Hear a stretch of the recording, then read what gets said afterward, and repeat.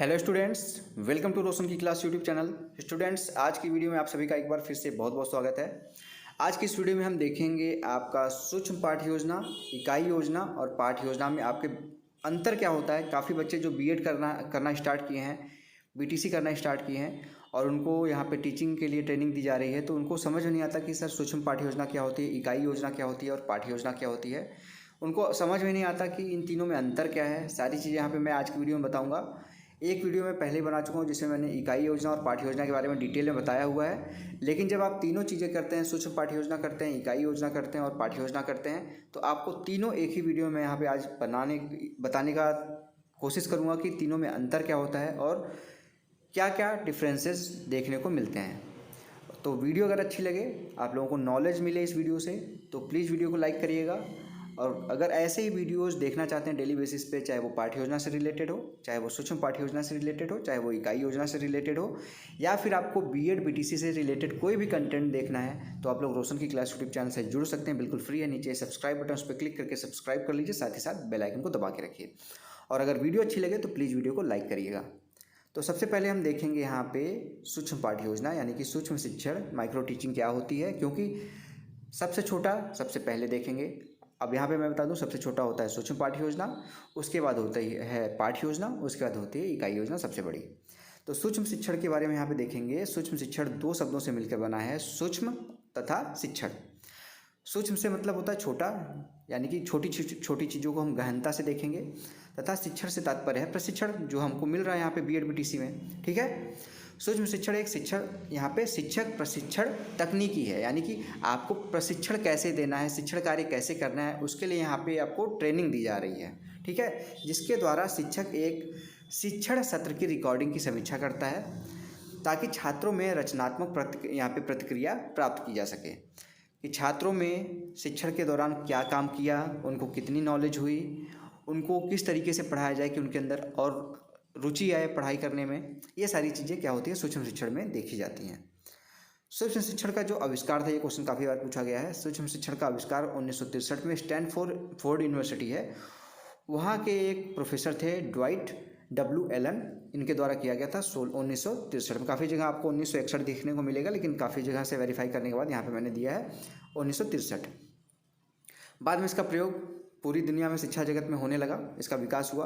अब यहाँ पे जब ड्वाइट डब्ल्यू एलन जी ने यहाँ पे इसका शुरुआत किया था, तो उन्होंने क्या परिभाषा दी थी, ये भी पढ़ना जरूरी है। तो इन्होंने परिभाषा दी थी, इनके अनुसार परिभाषा है, सूक्ष्म शिक्षण समस्त शिक्षण को लघु क्रियाओं में बांटना है, यानी कि जो शिक्षण कार्य है उसको लघु क्रियाओं में बांटने को ही कहते हैं हम सूक्ष्म शिक्षण।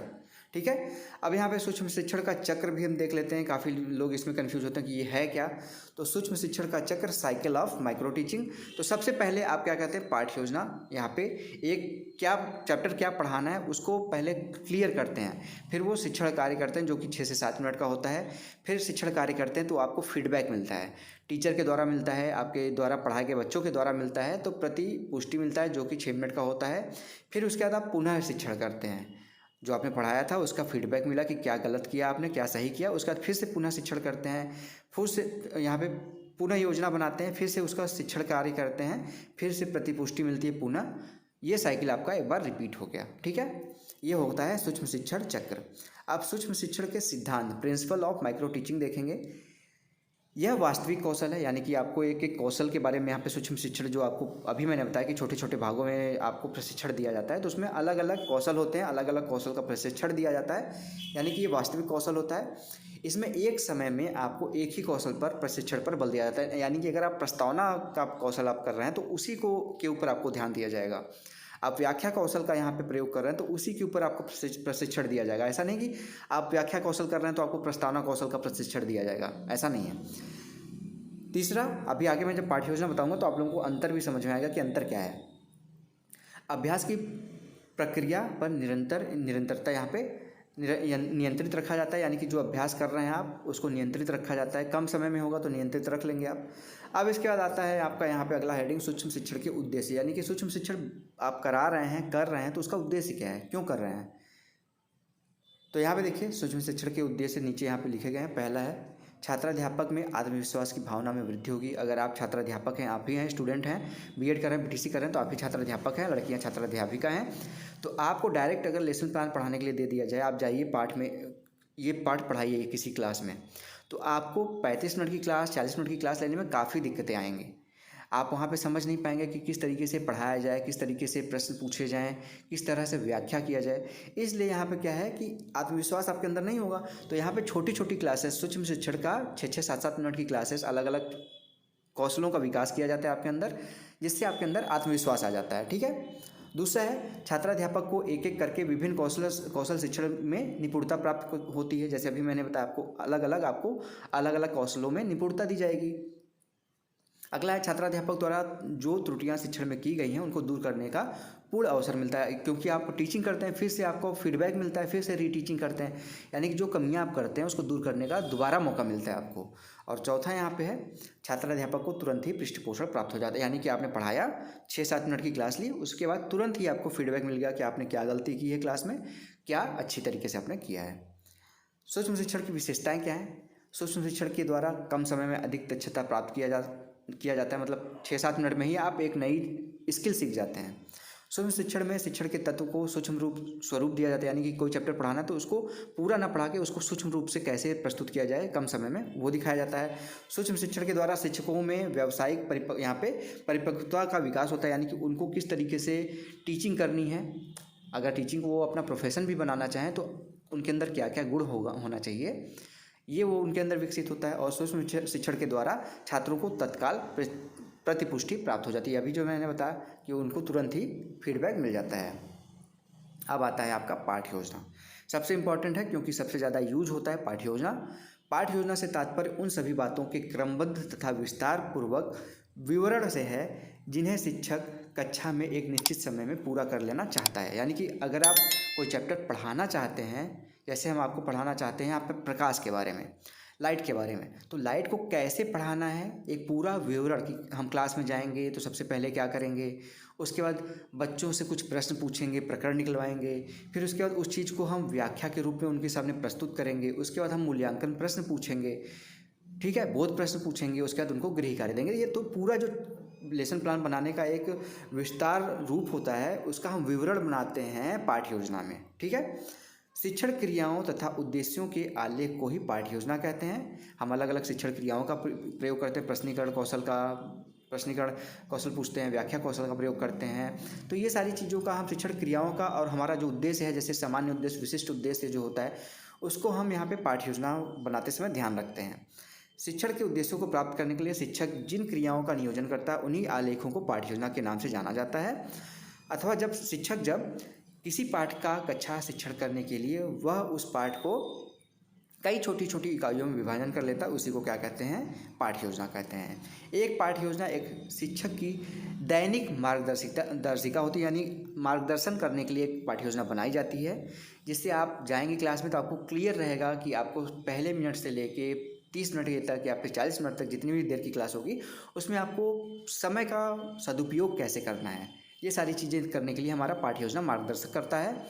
उसके बाद चैप्टर को कैसे पढ़ाया जाए, बच्चों को क्या टेक्निक से सिखाया जाए, मॉडल दिखा के सिखाया जाए, कोई क्रियाकलाप करा के सिखाया जाए, ये सारी चीज़ें पाठ्य योजना में पहले से ही हम लिख के रखते हैं। पाठ्य योजना शिक्षण प्रक्रिया की एक ऐसी व्यवहारिक लिखित योजना है। भी मैंने बताया ना, पहले से लिख लेते हैं कि शिक्षण क्रियाओं को नियोजित करने के लिए कि किसी भी शिक्षक को कक्षा में जाने से पूर्व मानसिक रूप से तैयार कर देता है। जैसे अभी मैंने बताया कि मुझे एक चैप्टर पढ़ाना है अगर, तो मुझे मानसिक रूप से तैयार कर देता है। पाठ्य योजना बनाते समय हम तैयार हो जाते हैं कि हमको इस चैप्टर को कैसे समय के अनुसार पढ़ाना है। अब इसका भी एक परिभाषा देख लेते हैं। सिम्पसन के अनुसार पाठ्य योजना में शिक्षक अपनी विशेष सामग्री और छात्रों के बारे में जो कुछ भी जानता है उन बातों का प्रयोग सुव्यवस्थित ढंग से करता है। यानी कि क्लास में कौन सा बच्चा तेज है, कौन सा बच्चा गधा है, स्लो है थोड़ा, इस सब का बातों का ध्यान रखता है, और उसको विषय की सामग्री क्या क्या पढ़ानी है वो सारी चीज़ें ध्यान में रख के वो अपना पाठ्य योजना तैयार करता है।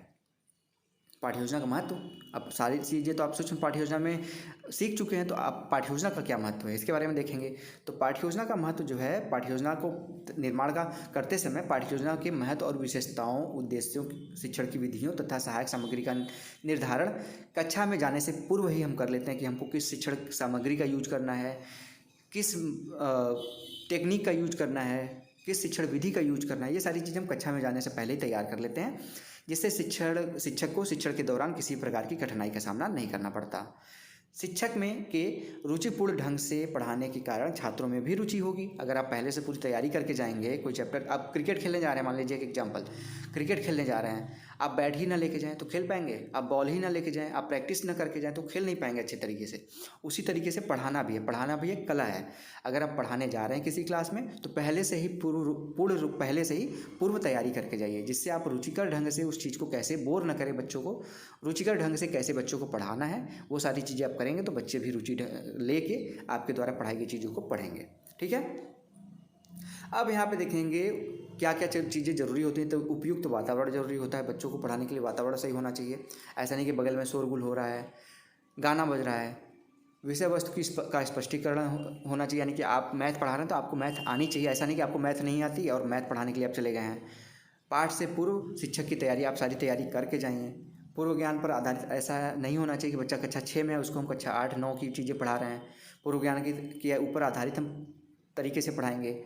मनोवैज्ञानिक वातावरण होना चाहिए, यानी पढ़ने का मन होना चाहिए। ऐसा नहीं कि बच्चों का मन नहीं है, आप उनको ज़बरदस्ती पढ़ाए जा रहे हैं। शिक्षण कौशल का विकास, यानी कि आपके अंदर जो शिक्षण कौशल थे, जैसे सूक्ष्म शिक्षण में आपने सारी चीज़ें जो सीख रखी थी, प्रस्तावना कौशल, व्याख्या कौशल, उद्दीपन परिवर्तन कौशल, सारी चीज़ों का प्रयोग आप पाठ्य योजना में करेंगे। पाठ्य योजना का उद्देश्य क्या है? 2 प्रकार के उद्देश्य होते हैं यहाँ पे पाठ्य योजना के। एक सामान्य उद्देश्य होता है, एक विशिष्ट उद्देश्य होता है। सामान्य उद्देश्य जो होता है आपका जो विषय होता है, जैसे आप विज्ञान पढ़ा रहे हैं तो विज्ञान पढ़ाने के बाद बच्चे क्या क्या सीखेंगे, विज्ञान पढ़ने के बाद उनके अंदर किस प्रकार की रुचि डेवलप होगी। और विशिष्ट उद्देश्य क्या होता है? विशिष्ट उद्देश्य, जैसे आप विज्ञान में कोई चैप्टर पढ़ा रहे हैं, जैसे आप गुरुत्वाकर्षण पढ़ा रहे हैं तो गुरुत्वाकर्षण पढ़ाने के बाद बच्चे क्या क्या सीखेंगे, उनके अंदर गुरुत्वाकर्षण के बाद क्या डेवलपमेंट होगा। ठीक है, ये सारी चीज़ें होती हैं आपका उद्देश्य में। पाठ्य योजना की रूपरेखा क्या होती है? पाठ्य योजना की रूपरेखा आपको मैं नीचे दिखाता हूँ। यहाँ पाठ्य योजना बनाते हैं तो उसकी रूपरेखा क्या है, मतलब क्या क्या उसमें सम्मिलित किया जाता है। तो यहाँ पर 13 चीज़ें सम्मिलित की जाती हैं। पहले तो हम सामान्य उद्देश्य लिखते हैं, फिर विशिष्ट उद्देश्य लिखते हैं, फिर शिक्षण विधि लिखते हैं कि किन किन शिक्षण विधियों का हम प्रयोग करेंगे, किन किन सामग्रियों का हम प्रयोग करेंगे। चौक, डस्टर, लपेट, श्यामपट्ट, रोलिंग बोर्ड जिसको कहते हैं, संकेतक हो गया, मॉडल हो गया, कोई चार्ट बना के ले जा रहे हैं, ये शिक्षण सहायक सामग्री में हो जाएंगी। पूर्व ज्ञान, यानी कि बच्चों का पूर्व ज्ञान क्या है इसके बारे में लिखेंगे। प्रस्तावना प्रश्न पूछेंगे हम अपना, उसके बाद प्रस्तावना प्रश्न के बाद जब आपका प्रकरण निकल जाएगा तो उद्देश्य कथन बोलेंगे। फिर उसके बाद उद्देश्य कथन के बाद अपना चैप्टर पढ़ाएंगे, उसको प्रस्तुतिकरण कहते हैं। पढ़ाने के बाद बोध प्रश्न पूछेंगे बच्चों से कि क्या क्या प्रश्न उनको जो पढ़ाया गया उनको कितना समझ में आया है। फिर श्यामपट्ट पे लिखेंगे, जो इंपॉर्टेंट पॉइंट आपने पढ़ाया उसको श्यामपट्ट पे भी लिख देंगे, जिससे बच्चे अच्छे तरीके से उस चीज़ को रिवाइज कर सकें। उसके बाद पुनरावृत्ति प्रश्न है, फिर से रिवाइज करने के लिए प्रश्न पूछेंगे। मूल्यांकन करेंगे क्लास में घूम घूम के कि किसी बच्चे को दिक्कत तो नहीं हो रही है, और लास्ट में बच्चे को होमवर्क दे देंगे। ये हो गया रूपरेखा पूरी। अब यहाँ पे पाठ्य योजना समाप्त होता है। अब आता है इकाई योजना। इकाई योजना का सर्वप्रथम विकास जो किया था H.C. मॉरिसन ने किया था। यह प्रविधि गेस्टाल्ट मनोवैज्ञानिक के सिद्धांत पर आधारित होती है। इकाई योजना 20वीं शताब्दी की देन है, यानी कि इसका जो निर्माण हुआ था वो 20वीं शताब्दी में हुआ था। 1920 से लेकर 1935 के मध्य इसके अनेक रूप सामने आए थे, किंतु इसका व्यापक जो प्रयोग किया गया था 1929 के बाद शुरू हुआ था। इस योजना का विकास यहाँ पे मॉरिसन ने, यहाँ पे देखेंगे H.C. मॉरिसन है, यहाँ पे एक साथ लिख दिया गया, यहाँ पे गलत लिखा गया, H.C. मॉरिसन होगा, ने किया था। परंतु इकाई शब्द को लाने का श्रेय हर्बर्ट महोदय को था। आपको पता ही होगा हर्बर्ट पाठ्य योजना जो 5P पे डिपेंड होती हैं, तो इन्हीं को ही इसका श्रेय गया था। इकाई शब्द लाए थे ये। साधारणतः अगर हम अर्थ में देखें तो दैनिक पाठों के योग को इकाई कहते हैं। यानी कि जैसे आप आज कोई चैप्टर पढ़ाने गए, उसको पढ़ाया आपने तो एक ही दिन में तो समाप्त नहीं होगा, अगले दिन भी पढ़ाएंगे उसको, फिर नेक्स्ट डे मान लीजिए 3-4 क्लासेस में वो समाप्त होती है, तो उन सभी का जो योग होता है उसको हम एक इकाई का नाम देते हैं। जिस प्रकार दैनिक योजना में एक शीर्षक पद्धति के लिए हमको 35 मिनट का यहाँ पे दिया जाता है क्लास, जो भी आपको क्लास दे, मानक अवधि 35 मिनट का है, लेकिन हो सकता है क्लास में आपके कॉलेज वाले 30 मिनट ही दें, हो सकता है 45 मिनट भी मिल जाए, लेकिन मानक अवधि 35 मिनट का माना जाता है। पाठ्य योजना का जो हम निर्माण करते हैं उसके लिए उसी प्रकार पूरे अध्याय की एक योजना बनाई जाती है, पूरे चैप्टर की एक योजना बनाई जाती है। मैंने जैसे गुरुत्वाकर्षण में हम पहले गुरुत्वाकर्षण बल के बारे में बताए, फिर अगली क्लास में गए पृथ्वी के गुरुत्वाकर्षण के बारे में बताए। इस सारी चीज़ों को हम अलग अलग पाठ में पढ़ाएंगे, लेकिन उन सभी को हम एक इकाई के यूज, जैसे हमारा सारा चैप्टर तो गुरुत्वाकर्षण के बारे में ही है ना, तो उसको हम एक क्रमबद्ध रूप से एक यूनिट बना लेते हैं, जिसको हम कहते हैं इकाई योजना, यूनिट प्लान। ठीक है, पूरे अध्याय में शिक्षकों के अंतर्गत कितने कालांशों तथा कौन से दिन क्या पढ़ाना है, ये सारी चीज़ें हम वहाँ पे क्रमबद्ध रूप से लिख लेते हैं। पहले जैसे पाठ्य योजना पढ़ाने के लिए हम पहले से ही पूरी तैयारी कर लेते हैं, तो हम उस पूरे चैप्टर को कैसे कैसे पढ़ाएंगे, कौन से दिन क्या उस चैप्टर का कौन सा टॉपिक पढ़ाएंगे, नेक्स्ट डे हम क्या पढ़ाएंगे, ये सारी चीज़ें हम पहले से उसमें डिसाइड कर लेते हैं, जिसको हम कहते हैं इकाई योजना। ठीक, आप समझ में आ गया होगा कि इकाई योजना पाठ्य योजना में अंतर क्या है। इकाई योजना शिक्षक द्वारा इकाई की विषय वस्तु को कक्षा में प्रस्तुत करने की क्रमबद्ध तैयारी है। शिक्षक किसी निश्चित क्रम में इकाई की विषय वस्तु को कक्षा में प्रस्तुत करने का यहाँ पे मानक बना लेता है। मानक बना लेता है। इस विषय वस्तु को क्रमबद्ध रूप से प्रस्तुत करने की कार्य योजना, इसको उपायों के रूप में प्रस्तुत किया जाना ही इकाई योजना होती है। अतः उक्त इकाइयों का एकीकृत प्रस्तुतिकरण ही इकाई योजना है। मतलब अलग अलग पाठों को हम प्रस्तुत करते हैं, उन सभी का एकीकृत यानी कि एक साथ प्रस्तुतिकरण ही इकाई योजना है। अब सारांश में अगर हम देखें तो इकाई योजना पाठ्य योजना के बारे में अगर हम बात करें कि क्या अंतर है, तो इकाई योजना और पाठ्य योजना की बात करें तो एक पाठ्य योजना एक शिक्षक की व्यक्तिगत पाठ पढ़ाने की योजना है। एक इकाई योजना में कई पाठ होते हैं। एक पाठ संयंत्र की तुलना में लंबा होता है, यानी कि एक जो पाठ्य योजना होती है वो इकाई योजना से छोटी होती है, और सूक्ष्म पाठ्य योजना जो होती है वो पाठ्य योजना से भी छोटी होती है। यानी सबसे छोटा आपका बात किया जाए तो सूक्ष्म पाठ्य योजना होगा, उसके बाद आपका आता है पाठ्य योजना, उसके बाद आता है आपका इकाई योजना। ठीक, इकाई योजना यानी सबसे बड़ा इकाई योजना, उसके बाद पाठ्य योजना, उसके बाद सूक्ष्म पाठ्य योजना। तो आशा करता हूँ आप लोगों को आज की वीडियो अच्छी लगी हो। अब आप लोगों को कोई भी दिक्कत नहीं होनी चाहिए ये वीडियो देखने के बाद कि इकाई योजना क्या होती है, पाठ्य योजना क्या होती है और सूक्ष्म पाठ्य योजना क्या होती है। सूक्ष्म पाठ्य योजना में भी अलग अलग कौशल हैं। अगर आप लोग कहेंगे तो अलग अलग कौशल क्यों होते हैं, किस कौशल का प्रयोग हम कहाँ करते हैं, वो सारी चीज़ें भी मैं एक वीडियो में बता दूंगा, जिससे आप लोगों को कोई भी दिक्कत कभी भी ना आए। तो अगर वीडियो अच्छी लगे तो प्लीज़ वीडियो को लाइक करिएगा, और ऐसी वीडियोस देखने के लिए रोशन की क्लास यूट्यूब चैनल को सब्सक्राइब कर लीजिए दोस्तों, हेल्प ज़रूर मिलेगी। और नेक्स्ट वीडियो के लिए सब्सक्राइब करके बेल आइकन जरूर दबा लीजिए, जिससे मैं नेक्स्ट वीडियो आप लोगों के लिए लाऊं तो उसके बारे में आपको बिल्कुल फ्री में पता चल जाए कि नेक्स्ट वीडियो आ गई है।